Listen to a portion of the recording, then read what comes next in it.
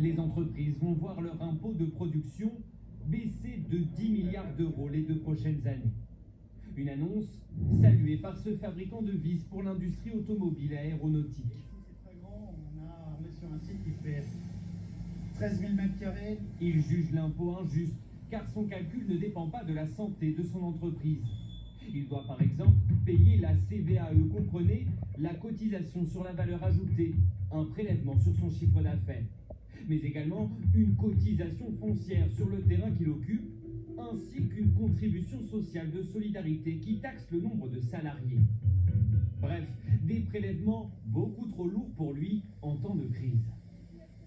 Je paye 160 000 euros de CVAE, d'accord, et 270 000 euros de taxes foncières. Rien que le matin, en mettant la clé pour ouvrir l'entreprise, déjà, on doit s'acquitter de ces taxes, qu'importe le chiffre d'affaires et le résultat qui est derrière.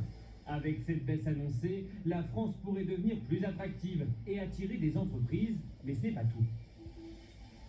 Ces impôts sont beaucoup moins importants chez les principaux concurrents que nous pouvons avoir, c'est-à-dire que ce soit en Allemagne, en Italie ou en Espagne.